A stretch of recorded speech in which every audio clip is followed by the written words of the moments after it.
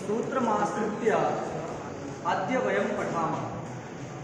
तत्र तुल्यास्य प्रत्यये अनुदितसवर्णस्य च प्रत्ययः इति चतुष्पदात्मकं सूत्रं वर्तते। अनुदित इति अथवा अण् इति भिन्नं पदम्, उदित इति भिन्नं पदम्, सवर्णस्य इति षष्ठेकवचनान्तं पदम्, चा इति अव्ययपदम्, अप्रत्ययः इति प्रथमैकवचनान्तं पदम्। इत्थं पंचपदात्मकम् इदं सूत्रम्। हल्ला मत करिए। तो अनुदित सवर्णस्य च प्रत्ययः इति पंचपदात्मकं सूत्रम्। अण् उदित इति द्वे पदे प्रथमैकवचनान्ते, ये दोनों ही पद प्रथमा के एकवचन के रूप। सवर्णस्य ये षष्ठी के एकवचन का रूप, षष्ठेकवचनान्तं पद। चा इति अव्ययपदम्, अप्रत्ययः इति प्रथमैकवचनान्तं समस्तं पदम्। अप्रत्ययः इत्यत्र न प्रत्ययः इति अप्रत्ययः।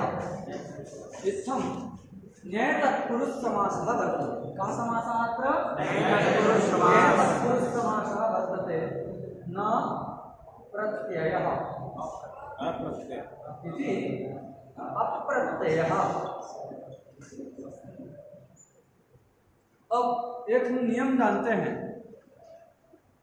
क्या? ना जानते हो तो लिख लीजिएगा। अभाव ज्ञान प्रति प्रतियोगी ज्ञानम कारणम। अभाव ज्ञानम प्रति प्रतियोगी ज्ञानम कारणम।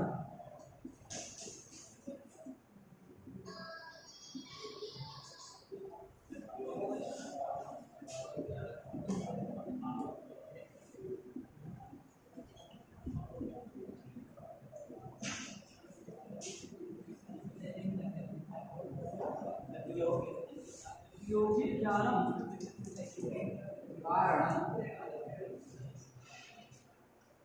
क्या नियम है? अभाव ज्ञानम प्रति प्रतियोगी ज्ञानम कारणम। अब प्रतियोगी किसको कहते हैं? तो जिसका अभाव लिया जाए उसको प्रतियोगी कहते हैं। यस्याभावः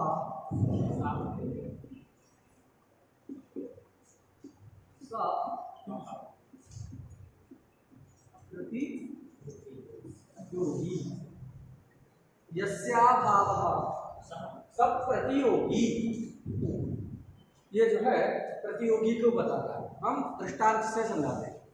जैसे हमने कहा घटाभाव, घड़े का अभाव। तो घटाभाव में किसका अभाव बताया जा रहा है? घट। तो उस घटाभाव का प्रतियोगी कौन होगा? घट। क्लियर? मठाभाव कहा तो मठाभाव का प्रतियोगी कौन होगा? किस नियम के अनुसार? यस्याभावः स प्रतियोगी। मठस्य अभावः गृह्यते चेत् तस्य अभावस्य मठः प्रतियोगी। पटाभावः गृह्यते चेत् तस्य अभावस्य पटः प्रतियोगी। तो जिसका भी अभाव लिया जाए वही वस्तु उस अभाव का प्रतियोगी कहलाता है। समझ आ गई?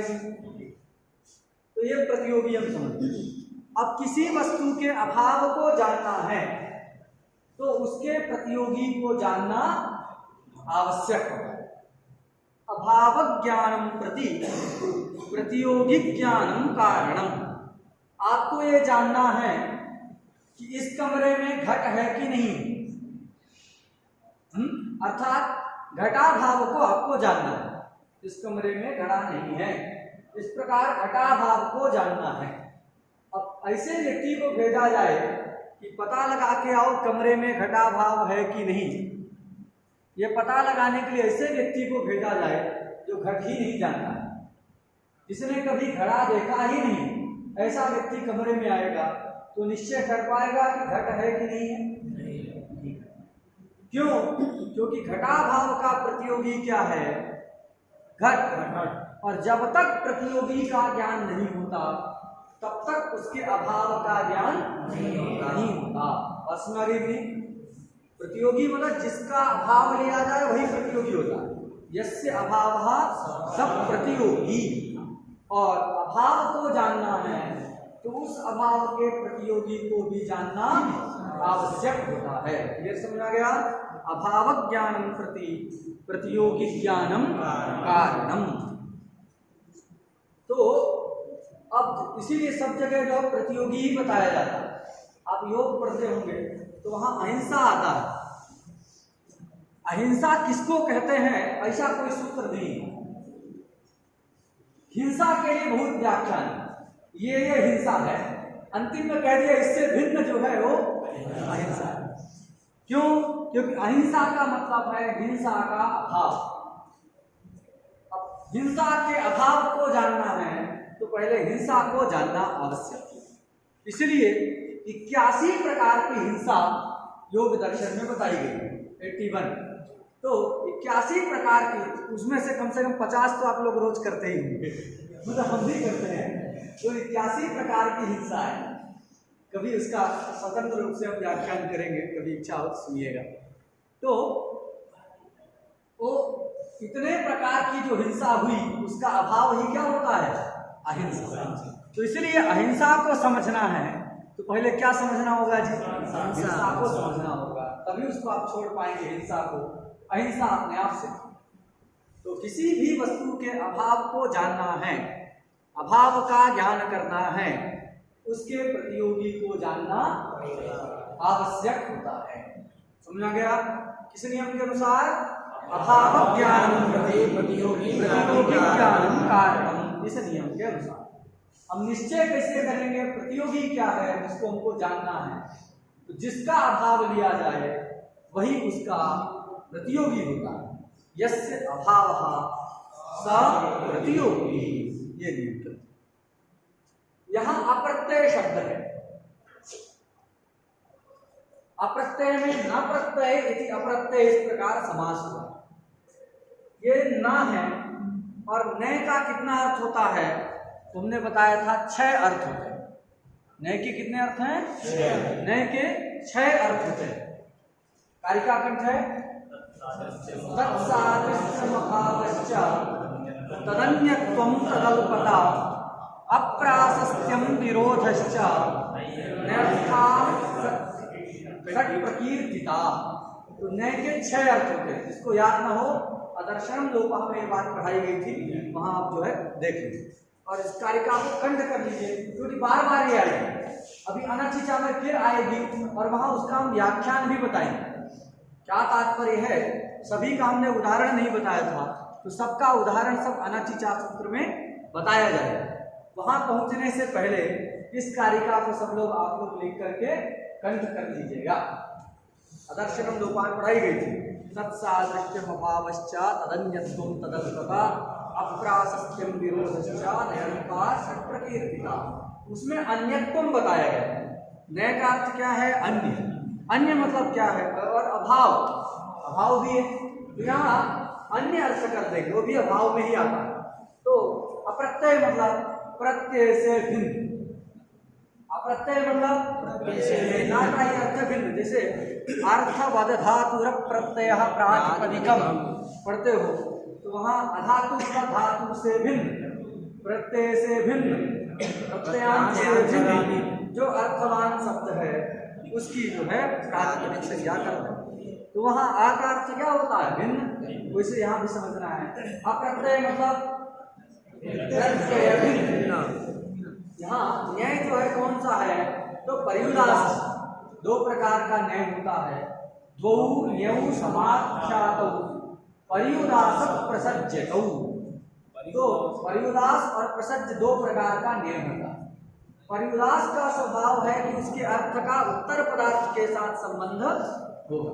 यहाँ पर्युदास है और इसका जो भी अर्थ होगा इस उत्तर पद के साथ वो जुड़ जाएगा। तो ना का अर्थ है भिन्न, इसलिए वो उत्तर पद के साथ प्रत्यय के साथ जुड़ गया तो क्या अर्थ हो जाएगा अप्रत्यय शब्द का? प्रत्यय भिन्न। अर्थ हो जाएगा प्रत्यय भिन्न। अब प्रत्यय भिन्न समझना है तो पहले प्रत्यय को जानेंगे। जब हम जान पाएंगे कि ये राम है तब तो हम दूसरे का निश्चय कर जाएंगे कि ये राम से भिन्न है कि नहीं?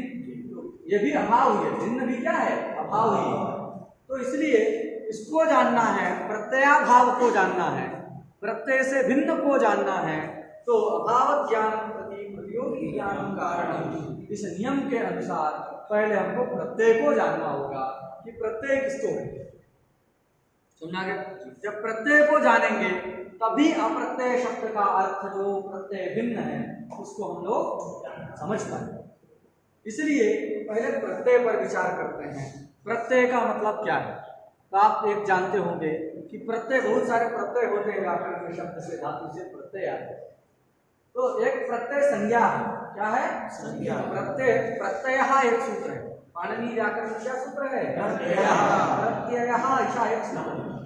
इसके अधिकार में किसी को उद्देश्य करके जिसका विधान होता है उसको क्या कहते हैं? प्रत्यय कहते हैं। तो प्रत्यय एक संज्ञा है, लेकिन अनुदित सवर्ण से चा प्रत्यय में जो प्रत्यय शब्द है वो प्रत्यय से प्रत्यय संज्ञा नहीं लेना है। प्रत्यय संज्ञक नहीं लेना है कि जो जो प्रत्यय होते हैं टाप दाप चाप कोई भी प्रत्यय ले ले। तो प्रत्यय शब्द से मतलब अप्रत्यय घटक प्रत्यय शब्द से प्रत्यय संज्ञक ये अर्थ नहीं लेना। तो आखिर अप्रत्यय शब्द से क्या अर्थ लेना है? तो ग्रंथकार बताते हैं कि प्रत्यय शब्द से अर्थ लेना है विधीयमान। प्रत्यय शब्द का क्या अर्थ है यहाँ? विधीयमान। प्रत्यय शब्द का अर्थ है विधीयमान। समझा गया? प्रत्यय मतलब यहाँ विधीयमान। प्रत्यय शब्द का क्या अर्थ लेना है? विधीयमान। क्लियर हो गया? अब प्रश्न होगा कि प्रत्यय शब्द से ये विधीयमान अर्थ निकला कैसे? प्रश्न होगा कि नहीं? प्रत्यय शब्द का अर्थ क्या किए? विधीयमान। तो ये प्रत्यय शब्द से विधीयमान अर्थ कैसे निकलेगा? तो प्रत्यय शब्द की व्युत्पत्ति बता रहे हैं कि निकलेगा कैसे। क्या व्युत्पत्ति लिखा? प्रतीयते विधीयते प्रति प्रत्ययः। लिखा भी नहीं? प्रतीयते का ही मीनिंग है विधीयते। प्रतीयते का ही क्या है? अर्थ। पहले विग्रह किया प्रतीयते इति प्रत्यय। अब प्रतीयते का मतलब नहीं समझ में आया तो उसको और साफ सुथरा कर दिया। क्या किया? विधीयते। प्रतीयते अर्थात विधीयते इति प्रत्ययः। तो अर्थात जिसका विधान किया जाए उसको क्या कहते हैं? प्रत्यय। क्या कहते हैं? जिसका विधान किया जाए उसको प्रत्यय कहते हैं। ये व्युत्पत्ति है। प्रतीयते विधीयते इति प्रत्ययः। इसका अर्थ क्या है? जिसका विधान किया जाए वह प्रत्यय कहलाता है। अब जिसका विधान किया जाए इतने बड़े अर्थ को कहने के लिए एक शब्द है विधीयमान। जिसका विधान किया जाए ये हिंदी है। उसके लिए संस्कृत का क्या शब्द है? विधीयमान। तो प्रत्यय शब्द का अर्थ क्या हो गया? विधीयमान। समझा गया कि नहीं? विधीयमान का मतलब है जिसका विधान किया जाए। तो विधान तो टाप डाप चाप जो करते हैं, डबुल हो दृश्य हो, इनका भी होता है। विधान तो आदेश का भी होता है, इसके स्थान में यण का विधान। विधान तो आगम का भी होता है। इसलिए यहाँ विधीयमान से सबका प्रत्यय इत्यादि का प्रत्यय का भी ग्रहण हो जाएगा, आदेश का भी ग्रहण हो जाएगा। अगर केवल प्रत्यय शब्द का अर्थ प्रत्यय संज्ञक कर देते तो जो प्रकृति के बाद में आते हैं ऐसे प्रत्ययों का ग्रहण तो हो जाता, लेकिन आदेश का ग्रहण हो पाता। इसलिए प्रत्यय शब्द की हमने व्युत्पत्ति की कि प्रतीयते अर्थात विधीयते असौ प्रत्ययः। जिसका विधान किया जाए उसको क्या कहते हैं? प्रत्यय। तो विधान जो प्रत्यय संज्ञक है उनका भी होता है, विधान आदेशों का भी होता है। अतः प्रत्यय शब्द के द्वारा वो सब ले लिए जाएंगे। क्लियर हो गया? और प्रत्यय उसकी मीनिंग को कहने के लिए एक शब्द में एक संस्कृत का शब्द है विधीयमान।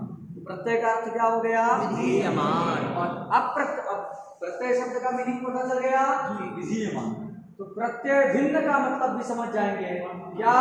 विधीयमान भिन्न।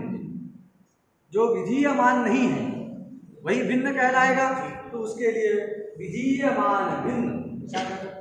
अथवा एक दूसरा शब्द प्रयोग कर सकते हो, अविधीयमान। जिसका विधान होता है उसको विधीयमान कहते हैं, और जिसका विधान नहीं होता उसको क्या कहते हैं? अविधीयमान कहते हैं। क्लियर हो गया? अप्रत्यय शब्द का अर्थ हो गया क्या? अविधीयमान। क्या अर्थ हो गया? अविधीयमान अर्थात विधीयमान भिन्न, विधीयमान से भिन्न। ये जो है अप्रत्यय शब्द का है। और ये अप्रत्यय देखो, अप्रत्यय भी प्रथमा के एक वचन का है, और ये अण और उदित भी प्रथमा के एक वचन के। तो समान विभक्त्यंत हो गए कि नहीं? तो समान विभक्त्यंत जो होते हैं उनमें विशेष विशेषण भाव होता है। क्या होता है? परस्पर समान विभक्त्यंत पदों में विशेष विशेषण भाव होता है। तो ये अप्रत्यय क्या है? अण का विशेषण है। इसका विशेषण है अण का विशेषण है अप्रत्यय। उसको पहले रख दो, अप्रत्यय अण। क्या बन गया? अप्रत्यय अण। अब अप्रत्यय अण में अप्रत्यय का मतलब क्या है? अविधीयमान। तो उसका अर्थ हो गया अविधीयमान अण। मतलब ऐसा अण जिस अण का विधान नहीं किया गया हो, विधान ना किया जा रहा हो। विधीयमान मतलब जिसका विधान किया जा रहा है उसको विधीयमान, जिसका विधान नहीं किया जा रहा है वो क्या होगा? अविधीयमान। अप्रत्यय का संबंध अण के साथ हो गया, अविधीयमान अण। समझा गया? तथा उदित, उदित भी प्रथमा का है, लेकिन उदित के साथ अप्रत्यय का संबंध नहीं है। ये अविधीयमान जो विशेषण है केवल किसमें है? अण में। अणि एवं अविधीयमानत्वम अस्माभिः विशेषणम दीयते न तु उदिति। उदित में जो है हम अविधीयमानत्व विशेषण नहीं दे रहे हैं, केवल कहाँ दिया जा रहा है? अण में ही अविधीयमान विशेषण है। अविधीयमान जो अण तथा, अब ये देखो 4 शब्द यहाँ लिखा कि नहीं? तो लिखा अन्यत्र है, उसका संबंध अन्यत्र करना। ऐसे जहां किया जाता है उसको कहते हैं भिन्न क्रम। क्या कहते हैं? भिन्न क्रम। क्रम उसका भिन्न करना। चकारः कीदृशः? भिन्न क्रम। कई जगह टीका में आप पढ़ोगे तो लिखा रहेगा एवकारः भिन्न क्रम। यहाँ एव लिखा है लेकिन उसको ले जाके लगाना कहीं और है। तो उसको ऐसा जब करना होता है उसके लिए क्या शब्द प्रयोग होता है? भिन्न क्रम। तो चा यहाँ पठित है लेकिन सवर्ण के साथ उसका संबंध नहीं है, अप्रत्यय के साथ संबंध भी नहीं है। किसके साथ संबंध है उसका? उदित के। चा को उदित के बाद रखना है। तो अविधीयमान अण उदित चा बन गया कि चकारः अत्र भिन्न क्रमः। याद कर लीजिए, चकारः भिन्न क्रमः। तो वहाँ अविधीयमान अण उदित चा सवर्ण से है। अब देखो ये भी सूत्र संज्ञा सूत्र है। ये कुछ ऐसे सूत्र हैं जिनमें पता नहीं चलता संज्ञा क्या है, संज्ञी क्या। कई सारे ऐसे सूत्र हैं, जैसे एक हम पढ़ चुके हैं आदिरंतेन सहेता, है तो संज्ञा सूत्र, लेकिन क्या संज्ञा है क्या संज्ञी है साक्षात कोई जल्दी से नहीं बता सकता। अधिक गुणः वृद्धिरादेश में तो पट से कोई बता देगा, वृद्धि संज्ञा है, गुण संज्ञा है, आदेश जो है संज्ञी है। लेकिन ये इसमें क्या संज्ञा है? तो हमने बताया था कि पूरा का पूरा आदिरंतेन सहेता ये संज्ञा है। संज्ञी क्या है? मध्यगा नाम, आक्षेप लब्ध जो मध्यगा नाम है, स्वस्य है, वही जो है संज्ञा। तो यहाँ पर भी वही स्थिति है। आखिर संज्ञा क्या है? संज्ञा प्रकरण में पठित है, तो ये भी संज्ञा सूत्र ही है। उसको वस्तुतः कहा जाता है सवर्ण ग्राहक सूत्र। क्या कहा जाता है? यहाँ एक पद का अध्याहार करना है, बोधकः। सवर्णस्य के बाद किसका अध्याहार करना है? बोधकः। बोधकः का अध्याहार करना है, बोधकः। इसका अध्याहार किए, बोधकः। अब क्या अर्थ होगा? अविधीयमान अण उदित च सवर्णस्य बोधकः। समझ गया? अविधीयमान अण उदित च सवर्णस्य बोधकः, ये हमारी वृत्ति में। उसी के लिए बोधक शब्द के स्थान में ग्रंथ में क्या लिख दिया? संज्ञा। सवर्णस्य संज्ञा स्यात्।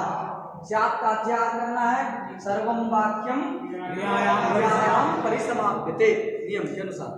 तो स्यात् ले आए, तो संज्ञा का भी मतलब वहां क्या है? बोधकः। संज्ञा का मतलब क्या है? बोधकः। समपूर्वक ज्ञा धातु से संज्ञा शब्द बनता है। संज्ञा का मतलब नाम ही नहीं होता, संज्ञा का मतलब है बोधकः। संज्ञायते, संज्ञायते अर्थात बोध्यते अनेन।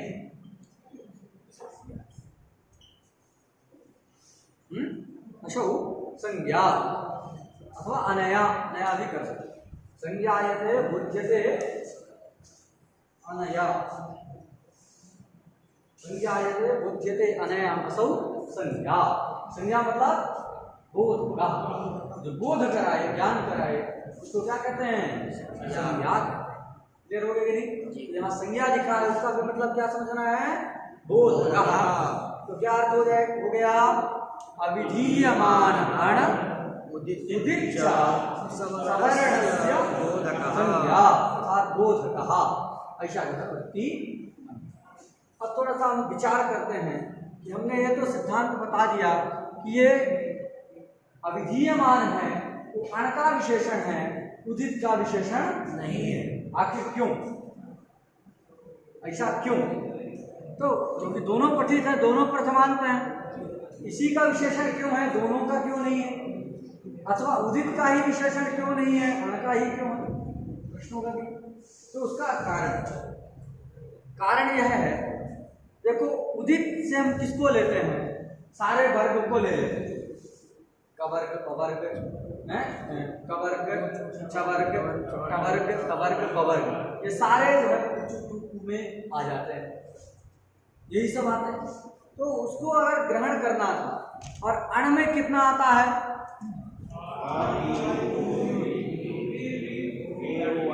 14 वर्ण आते हैं, मतलब कहाँ तक आ जाते हैं? लड़ तक तो आ ही जाता है। उसके बाद यमगणन से क्या चालू हो गया?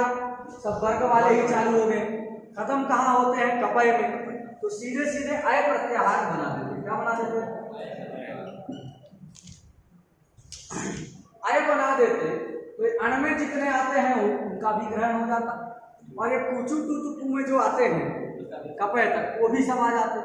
तो यहाँ सूत्र क्या बना दिया जाता? अय सवर्णस्य, अय सवर्णस्य चा प्रत्ययः, ऐसा सूत्र बना दिया जाता, और उसका अर्थ हो जाता अविधीयमान जो अय, अविधीयमान जो अय, वह क्या होता है? सवर्ण का बोधक होता है। तो दोनों जगह अविधीयमान का संबंध हो जाता, उसके लिए अलग से उदित ग्रहण की आवश्यकता नहीं। लेकिन पृथक्तया उदित लिखा है, इसी से ग्रंथकार बताना चाहते हैं, सूत्रकार बताना चाहते हैं कि उदित के साथ में अविधीयमान का संबंध नहीं। बात समझ आ गई? क्योंकि अगर संबंध करना होता, उदित में जो आते हैं वो सब अय प्रत्याहार में आ जाएंगे। अण और उदित में दोनों में आने वाले जो वर्ण हैं वो सब अय प्रत्याहार में आते हैं। अय सवर्णस्य चा प्रत्ययः, ऐसा सूत्र यदि बना दिया जाए तो भी दोनों जगह विधीयमान का संबंध करके सब जगह सवर्ण की ग्राहकता सिद्ध हो जाएगी, सवर्ण बोधकता सिद्ध हो जाएगी। उसके लिए पृथक्तया उदित ग्रहण करने की आवश्यकता नहीं पड़ती। ये सूत्र में उदित ग्रहण किया गया, यही क्या बताता है? पृथक्तया उदित ग्रहण किया गया वही बताता है कि अविधीयमान का संबंध कहाँ होता है? केवल अण के साथ है, उदित के साथ संबंध नहीं है। क्लियर हो गया? तो यही उसमें प्रमाण है उदित ग्रहण। उदित ग्रहण ही प्रमाण है, उसी के साथ विशेषण है। तो अविधीयमान जो अण तथा उदित अपने सवर्णी के बोधक होते हैं, सवर्णी के ग्राहक होते हैं। तो अविधीयमान जो अण उदित सवर्णस्य संज्ञात्। अविधीयमान अण कह रहे हैं कि जिस अण का विधान ना किया जा रहा हो। जैसे हम बताते हैं, एक सूत्र है, इदम इस सूत्र के नहीं, इदम इस ईह रूप बनाते हैं। इदम शब्द के स्थान में इस आदेश, इसमें सकार की संज्ञा हो जाती है, सिद्ध है, सर्वादेश होके क्या बनता है, केवल ई। तो यहाँ ई का आदेश हो रहा है, ई कैसा है, विधीयमान है, इसलिए वो अपने सवर्णी का ग्राहक नहीं होगा, इसलिए इदम के स्थान में ई ही आता है। अन्यथा क्या होगा कि ये भी सवर्णी का ग्राहक होता। अब स्थानीय में अनेक मात्रा है, अनेक मात्रा वाला ई होकर के प्लुत ई की संभावना होगी। कौन सा ई होने लगता है, प्लुत ई होने लगता, लेकिन प्लुत नहीं होता। क्यों? क्योंकि वो क्या है, अपने सवर्णी का बोधक ही नहीं। ई से कभी भी दीर्घ और प्लुत का बोध यहाँ नहीं होगा। क्यों? क्योंकि ये विधीयमान। बात सुना गई? जो अविधीयमान अण होता, अण में तो आ रहा है, ये इकार अण में तो आता है, लेकिन क्या है, ये विधीयमान अण है, अविधीयमान अण नहीं है, इसलिए अपने सवर्णी का बोधक नहीं होगा। तो यहाँ दीर्घ अथवा प्लुत आदि आदेश नहीं होता, ह्रस्व वाला ही होगा। बात सुना गई? वैसे जो भी होगा अण विधीयमान, वहां पर जो है वो अपने सवर्णी का ग्राहक। और उदित पर विशेषण नहीं है, इसलिए उदित अपने सवर्णी का बोधक हो जाएगा। जैसे चोह सूत्र, चोह चवर्ग के स्थान में, पदांत चवर्ग के स्थान में कवर का आदेश करता है। वो मतलब कवर अवस्था का ही है, वो का अपने सवर्णी का बोधक है कि नहीं है, इसीलिए गा भी हो जाता है, कोई भी वर्ण हो जाता है, वहां सादृश्य वगैरह देख, लेकिन चो है अथवा कुहोश्चु सूत्र है। क्या सूत्र है? कुहोश्चु, कुहोश्चु, कुहोश्चु। अरे यही लिखे ना, कुहोश्चु, ये कालक ही है, कुहोश्चु। तो कुहोश्चु क्या करता है, चवर्गादेश करता है, प्रयोग बनता है जगाद। गद धातु रहती है, गद में गा बसता है, अभ्यास में उस गा को भी चवर्ग बोध करके क्या हो जाता है, जा। क्यों? क्योंकि वो जो चा दिख रहा है, चा, वो क्या है, वो अपने सवर्णी का ग्राहक हो जाए। यद्यपि विधीयमान है, वो शु के द्वारा चवर्ग का विधान हो रहा है, विधीयमान है, फिर भी वो चा अपने सवर्णी का बोधक हो जाएगा। क्यों? क्योंकि उस चू में मतलब उदित में अविधीयमान विशेषण नहीं लगा। विधीयमान जो अण और उदित अपने सवर्णी के ग्राहक होते हैं। कोई दिक्कत इसमें? ये वाक्य बन गया। क्या वाक्य बना? अविधीयमान जो अण तथा उदित, उदित विधीयमान भी हो सकता है, अविधीयमान भी हो सकता है। उभय प्रकार का उदित अपने सवर्णस्य संज्ञा, तो सवर्णी का बोधक होता है। ये बन गया। अब एक नियम हम जानते हैं, क्या? वाक्यार्थ ज्ञान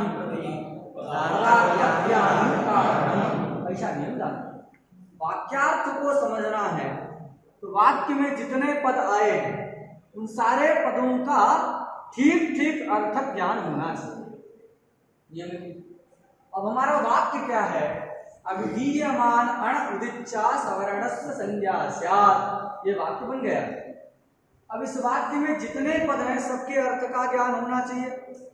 तो पहला पद है अविधीयमान, उसका अर्थ हम जान गए हैं कि विधीयमान से भिन्न, जिसका विधान ना किया जा रहा हो, ये हमको निश्चयात्मक अर्थ ज्ञान है। दूसरा पद है अण। अण का निश्चयात्मक ज्ञान नहीं, क्योंकि जो अण है प्रत्याहार है। अण से यहाँ कौन क्या लेना है? अण प्रत्यय भी है। बहुत सारे सूत्र अण प्रत्यय का विधान करते हैं, तस्यापत्यम इत्यादि के द्वारा ये अण प्रत्यय नहीं लेना है। क्या लेना है? अण प्रत्याहार लेना। अण प्रत्याहार भी दो जगह बनता है। ये जो अण है वो भी आयुण सूत्र के ड़कार तक भी बनता है और रण सूत्र के ड़कार तक भी बनता है। अब दो जगह से अण बनाया जा सकता है। कौन सा अण लिया जाए ये अभी संदेह है। तो निश्चयात्मक ज्ञान हुआ अण पदार्थ का।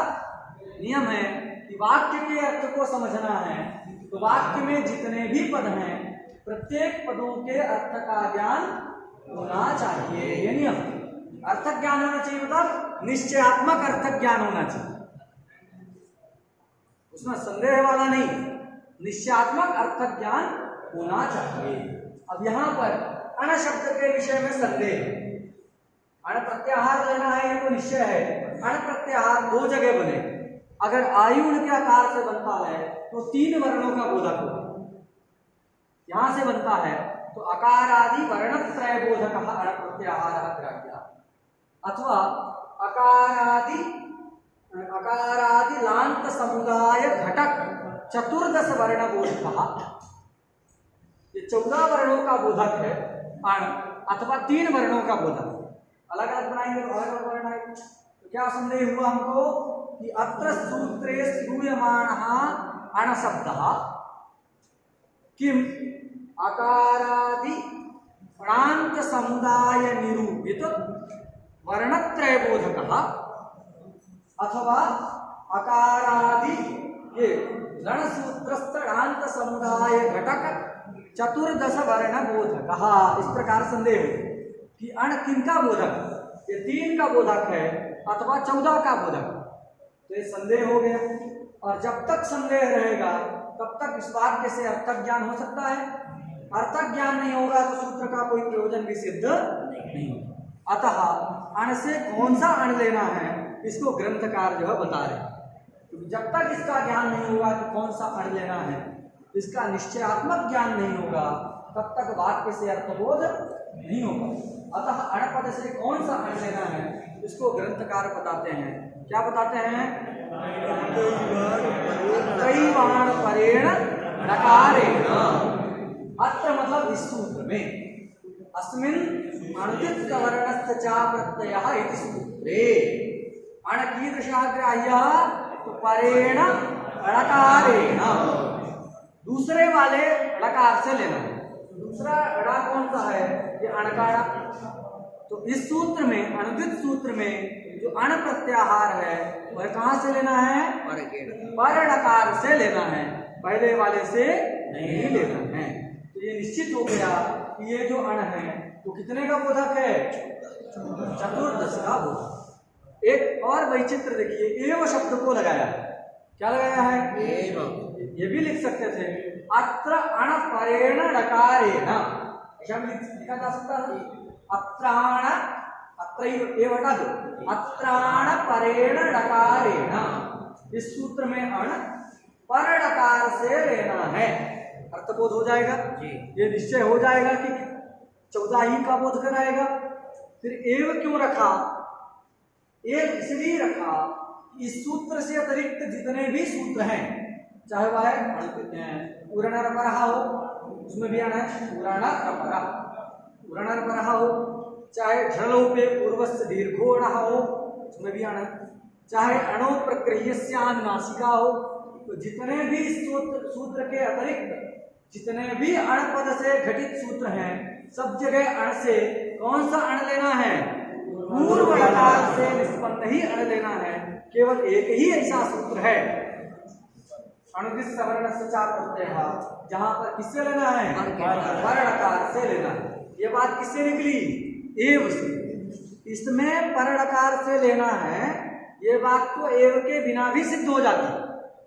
अत्र अण परेण णकारेण, इस सूत्र में अण प्रत्याहार पर णकार से लेना है, ये बात तो बिना एव को रखे भी सिद्ध हो जाती है। एव क्यों रखा? एव रख करके ये बताते हैं कि इससे अतिरिक्त जितने भी सूत्र हैं, अण पद से घटित जितने भी सूत्र हैं, उन सारे सूत्र में अण जो है पर णकार से नहीं लेना है। केवल पूर्व से ही लेना है। इस विशेष बात को बताने के लिए इस पंक्ति में एव भी रखें। तो पंक्त्यार्थ एकदम स्पष्ट हो गया जी। अत्रैव अस्मिन्नेव सूत्रे न एतद् अतिरिक्त सूत्रे, केवल इसी सूत्र में, इससे अतिरिक्त सूत्र में नहीं, अण प्रत्याहार परण इसी में लेना है, अतिरिक्त में नहीं। ये पंक्ति का अर्थ स्पष्ट हो गया। क्लियर? पंक्त्यार्थ में कोई दिक्कत? अब प्रश्न होता है कि पंडित जी कुछ इमरजेंसी है ना, क्यों कब कर रहे हैं? बिल्कुल भी कोलाहल नहीं करना, कोई प्रतिबंध नहीं। आप अंतिम में आइए, आप अटेंडेंस लगा दें। कक्षा में जिसको पढ़ना है वही बैठे। तो बात समझ आएगी नहीं जी? पंक्त्यर्थ स्पष्ट हो गया कि अस्मिन् एव सूत्रे अण प्रत्याहार परडकारेण ग्राह्य। एव शब्देन किम आयातम यत् अन्येषु सूत्रेषु वर्तमानः यः अण शब्दः स परडकारेण न निष्पन्नः अपितु पूर्वडकारेण निष्पन्नः। ये पंक्त्यर्थ जो हम लोग क्या समझ गए। अब प्रश्न होता है इसमें प्रमाण क्या है? भाई इसी में परडकार से लेना है, अन्यत्र सब जगह पूर्वडकार से लेना है, उसमें प्रमाण क्या? कैसे ये बात ग्रंथकार को पता चल गई? अरे हमारे लिए वरदराजाचार्य थोड़ी प्रमाण है, हम लोग तो ऋषियों को प्रमाण मानते हैं। हमारे लिए कौन प्रामाणिक है? ऋषि। ऋषि प्रामाणिक है। ऋषि कहेंगे तो उनका प्रामाण्य स्वीकार किया जाए। बाकी कोई भी कहे आज हम पढ़ा रहे हैं, कल को दूसरा पढ़ाएगा, तो वो सब थोड़ी प्रामाणिक है। हम लोग क्यों प्रामाणिक हैं अथवा वरदराजाचार्य क्यों प्रामाणिक हैं? क्योंकि ऋषि की बात को करते हैं। शास्त्रों ऋषियों की बात भी क्यों प्रामाणिक है? क्योंकि वेद की बात करते हैं, शास्त्रानुसारी बात करते हैं। तो ऋषि हमारे लिए प्रामाणिक है। तो ऋषि का कोई प्रमाण बताना पड़ेगा जिससे सिद्ध हो रहा हो कि अण प्रत्याहार कहाँ से लेना है? परडकार से लेना है। ये ऋषि वचन से सिद्ध करना, नहीं तो आपके कह देने से, अरे आप कह रहे हैं पर से लेना, हम कह रहे हैं पूर्व से लेना है। इसमें कोई जबरदस्ती है क्या? पर से ही लेना है, पूर्व से भी लिया जा सकता है? नहीं, ये जो है ऋषि सम्मत ही इन्होंने बात की। एक सूत्र आप जानते होंगे, क्या सूत्र है? ऋत उत। क्या सूत्र है? ऋत उत। ऋत उत। पितु शब्द आप बनाते हैं प्रोष्टु षष्ठी में, तो वहाँ ये पितु ऋत उत एक सूत्र क्या आता है? ऋत उत। ऋत उत ये कहता है ऋकार के स्थान में उ आदेश होता है। पितृ शब्द रहता है, उ आदेश होते पितु वगैरह होता ना। तो ये सूत्र क्या कहता है? ऋकार के स्थान में उ आदेश, ह्रस्व उकार आदेश करने के लिए सूत्र बनाए। अब देखो प्रश्न है कि अगर अण प्रत्याहार पूर्व से ले लिया जाए, कहां से ले लिया जाए? पूर्व में कितने आते हैं? केवल 3 आएंगे। ऋकार आएगा नहीं आएगा। तो री अपने सवर्णी का बोधक होगा, उसको रोकने के लिए ये जो ता रखा है इसकी ये जो व्यर्थ है। हम ता क्यों रखते हैं? अभी आगे आपको हम थोड़ा सा संकेत कर देते हैं, आगे हम लोग पढ़ेंगे। क्या सूत्र पढ़ेंगे? जहां तपर रहता है, ता लगा रहता है, वो तत्काल का ही बोधक होता है। मतलब जिस समय उच्चरित है उसी समय के उसी काल के वर्णों का बोधक है, उसी के भेद का बोधक है, अतत्काल का बोधक नहीं। तो यहाँ तपर किया गया है, तो ह्रस्व वाले ऋकार के प्रपंच को बताएगा। ह्रस्व के 6 भेद, उदात्त अनुदात्त स्वरित को लेकर के अनुनासिक अनुनासिक को लेकर 6 भेद। तो ह्रस्व काल में एक मात्रिक उच्चरित है, तो एक मात्रिक के प्रपंच 6 हैं, उनका बोधक तो होगा, सुना गया। लेकिन दीर्घ और दीर्घ का बोधक नहीं होगा। किस सूत्र के सामर्थ्य से? तपरस तत्काल से, यही बताता है तत्काल का बोधक। ये यहाँ पर भी ता रखा, क्यों? ऐसे जहां जहां भी ता रखते हैं वो किस लिए होता है? तत्काल का ही बोध कराना है, अतत्काल का बोध नहीं कराना। इतर व्यावृत्ति के लिए ता रखा जाता है। अब यहाँ पर भी देखिए अगर ये अण जो री अण प्रत्याहार में नहीं आता, अगर पूर्व से लेंगे तो नहीं आएगा। जब अण में नहीं आएगा तो ये अपने सवर्णी का बोधक होगा? स्वतः नहीं हो, क्योंकि अण ही अपने सवर्णी का बोधक होता है। अविधीयमान जो अण विधीयमान नहीं है, विधान तो ऊ का हो रहा है, ये कैसा है? अविधीयमान अण। तो अविधीयमान अण है विकार, वह पूर्व में अण प्रत्याहार, पूर्व से लेंगे तो अण में आएगा ही नहीं, तो अपने सवर्णी का बोधक नहीं होगा। तो जब बोधक ही नहीं होगा तो री भी कह दिया जाए, केवल री रख दिया जाए, तो री भी क्या होगा? दीर्घ का बोधक स्वतः नहीं होगा। उसको रोकने के लिए तपरकरण करने की आवश्यकता है। यही जो ऋषि ने ता रखा वही बताता है कि अण कहाँ से लेना है? पर डकार से लेना है। जब पर से लेंगे तो रिकार भी अण में आ जाएगा, पूर्व से लेंगे तो टी नहीं आएगी, री नहीं आएगी, लेकिन जब पर डकार से लेंगे तो ये रिकार भी अण प्रत्याहार में आ जाएगा। और ये अविधीयमान है, इसलिए इस रिकार से 30 प्रकार के रिकार का बोध होने लगेगा, अथवा 18 प्रकार के रिकरण का बोध होने लगेगा। उन सबको रोकने के लिए तपर ग्रहण दिवस वंश में चरितार्थ। इस प्रकार और भी सूत्र हैं। उपसर्गात् धृति धातु, क्या सूत्र है? उपसर्गात् धातु, ये सब पढ़े हैं, वही हम बता रहे हैं। उपसर्गात् धृति धातु, धातु ये सूत्र है। अब उपसर्गात् धृति धातु में धृति लिखा है, ऋति मतलब रिकार के परे रहे। अब ऋत में यहाँ भी तपर है, इसलिए है क्योंकि ह्रस्वरी ही लेना है, दीर्घ री। लेकिन दीर्घ की प्राप्ति कब रहेगी? जब अण से किसको लिया जाए? पर डकार से निष्पन्न ही अण लिया जाए। पूर्व से लेंगे तो री आएगा ही नहीं अण में, सवर्णी का बोधक होगा ही नहीं दीर्घादि का, उसको रोकने के लिए तपर की आवश्यकता नहीं। तो ये उपसर्गात् धृति धातु में ऋति में जो तपरकरण है, ऋत उत में जो ऋत में तपरकरण किया गया है, यही सब प्रमाण है कि अण प्रत्याहार कहाँ से लेना है? पर डकार से ही लेना है, पूर्व डकार से नहीं लेना। उसके लिए कारिका आपके ग्रंथ में नीचे दी।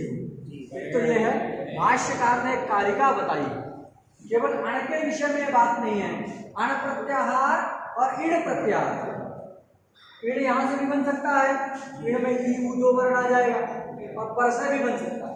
तो ये अण प्रत्याहार और इण प्रत्याहार, इस सूत्र में अण और इण सभी जगह है। कहाँ से बनाना है? पर डकार से ही बनाना है। क्या कारिका है?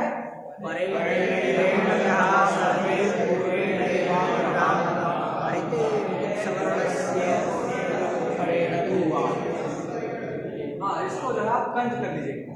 क्या एक बात बोलो, परेण ग्रहा सर्वे, परेण इण ग्रहा सर्वे, मतलब सर्वत्र सभी लोगों को क्या समझ लेना चाहिए?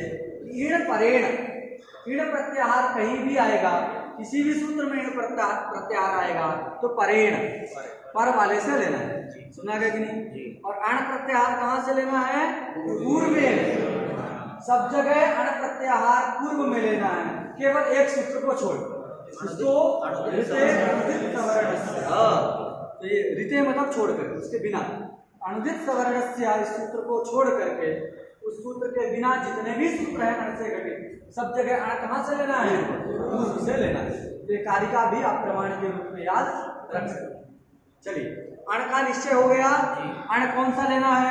तो अविधीयमान का भी ज्ञान है, अण का भी ज्ञान हो गया कि अविधीयमान जो अण, मतलब आ ई उ री री ए ओ ऐ औ हा या वा रा ला, ये सब अविधीयमान, ये सब अपने सवर्णी के बोधक। आ कहने से अष्टादश का बोधक।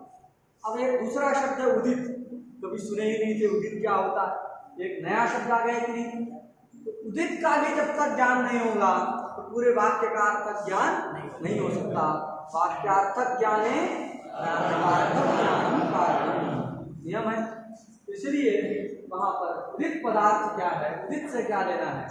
उदित का मतलब अगर समास करेंगे, उत इत यस्य सा उदित, क्या समास होगा? उत इत यस्य सा उदित, इत यस्य सा, उत मतलब ह्रस्व उकार, ठीक है? इत मतलब एक संज्ञक, यस्य, उत इत यस्य सा उदित। जहां उकार की संज्ञा हुई हो उसको क्या कहते हैं? उदित। ऐसा करेंगे, ये अर्थ ले लिया जाए उदित का, उदित यस्य सा, तो बड़ा अनर्थ होगा। कई सारे प्रत्यय हैं जहां उकार की संज्ञा होती है। एक प्रत्यय थमु, क्या प्रत्यय है? थमु प्रत्यय। सूत्र है इदमस्थमु, इदमस्थमु, ये है, इसी से इत्थम शब्द बनता है। आप शब्द खूब जानते हैं, इत्थम, अनेन प्रकारेण इति इत्थम। तो इदमस्थमु सूत्र से थमु प्रत्यय होकर के इदम शब्द से इत्थम बना। अब थमु में उकार की संज्ञा हो जाती है, थम ही बसता है। कथम, कथम में भी थमु प्रत्यय, तो कथम, इत्थम, इन सब जगह जो है थमु प्रत्यय हुआ है। अब ये थमु में उकार की संज्ञा है, ये भी उदित हो गया। उदित कहेंगे तो ये भी उदित हो गया। अब ये तो सवर्णी का बोधक है नहीं, थम का क्या सवर्णी? अरे थम की कोई सवर्ण संज्ञा हुई ही नहीं, तो बोधक किसका होगा? इसलिए थम, ये तो प्रत्यय बताए। बहुत सारी ऐसी धातुएं हैं जिन धातु में क्या होता है? उकार की संज्ञा होती है। वो सारी धातु भी क्या कहलाने लगेंगी? उदित। वो सब भी उदित कहलाने लगेंगे। कहलाएंगे कि कमु कांतौ, एक धातु उदाहरण बता दें। कमु कांतौ, कांति अर्थ में कमु धातु है। दिवु, दिवु क्रीडा ईशा व्यवहार बुद्धि स्थिति मोद मद स्वप्न कांति गतिषु, तो ये दिवु धातु है, वहां दिवु चला जाता है, दिवी बसता।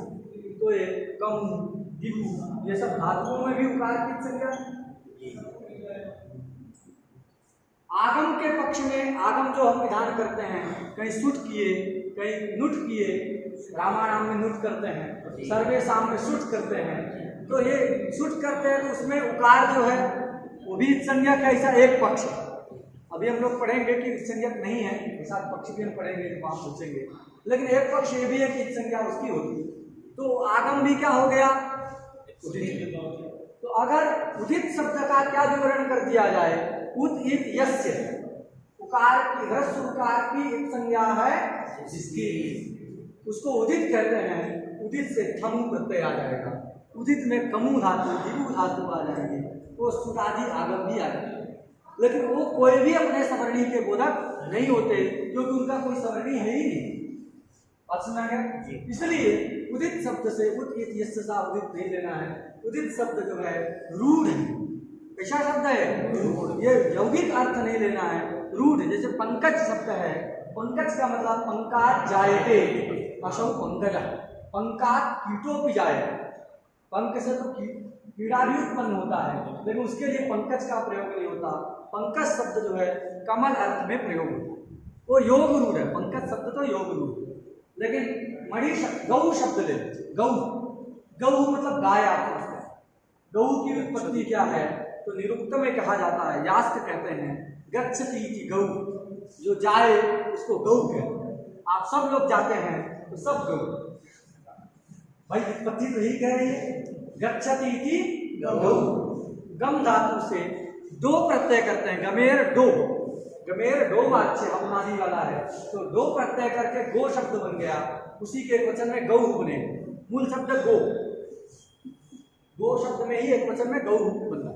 तो गच्छति इति गौ, ये जो व्युत्पत्ति दिया गमेर डो, गम धातु से डो प्रत्यय किए, तो गौ में तो सब आ गए। लेकिन ये गो शब्द क्या है?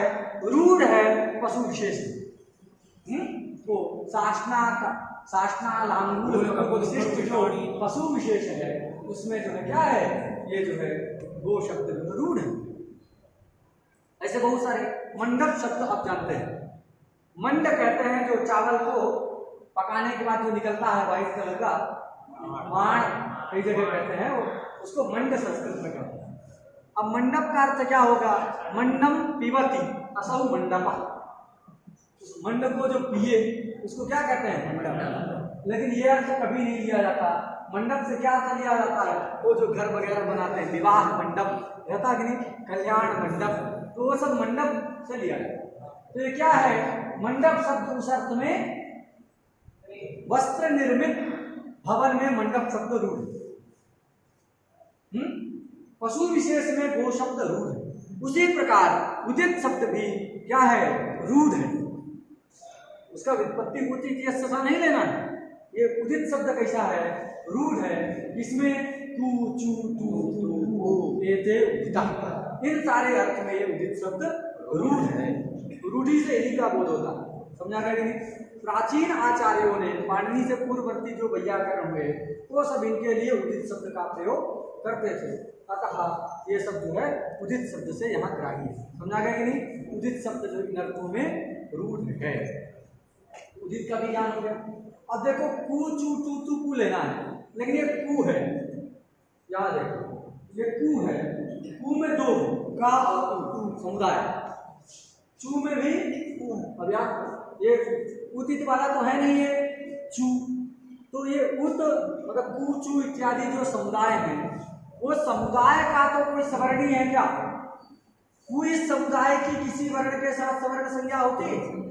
का की तो है, काकई खा गा इत्यादि के साथ सवर्ण संज्ञा है, स्थान और प्रत्यय, कू की तो है। तो ये समुदाय का तो सवर्णी है ही नहीं, इसलिए उदित का मतलब करना है उदिताद्यव्यय। इस सूत्र में जो उदित शब्द है उस उदित का अर्थ क्या करना है? उदिताद्यव्यय, उदित का आदि अवयव। उदित तो यही है, उदित शब्द इन्हीं अर्थ में रूढ़ है, लेकिन सूत्रस्थ जो उदित शब्द है उसकी उदित के आदि वर्ण में लक्षणा है। सूत्रस्थ जो उदित शब्द है उसकी उदित शब्द के आदि वर्ण में लक्षणा है, क्योंकि उदित का तो बोध हो गया रूढ़ी शक्ति से, लेकिन इनका कोई भी सवर्णी प्रसिद्धि नहीं, किसी भी वर्ण से वर्ण के साथ इनकी सवर्ण संज्ञा हुई ही नहीं है, फिर ये सवर्णी के बोधक कैसे होंगे? इसलिए उदित का मतलब क्या है? उदित का आदि वर्ण, उदित का आद्यवयव, अवयव मतलब पाठ पहला, उदित का आद्यावयव नहीं है। अब सूत्र का क्या अर्थ होगा? अविधीयमान जो अण मतलब परकार से निष्पन्न अण और उदित आद्यवयव, उदित के आद्यावयव कौन है? तो का चा टा ता पा, ये सब अपने सवर्णी के बोधक है। बात समझा गया? और अपना भी बोध कराती है, क्लियर हो गया कि नहीं। इस प्रकार यहाँ उदित शब्द जो है उदिताद्यवयव में लाक्षणिक क्या है? लाक्षणिक, लाक्षणिक कहाँ? उदिताद्यवयव अर्थ, उदित का आद्यावयव, उदिताद्यवयव में उदित शब्द लाक्षणिक, तो ये अपने सवर्णी के बोधक होते हैं। अर्थ स्पष्ट हो गया? समय कितना हो रहा है? 10 मिनट है, 12 बस करें, चल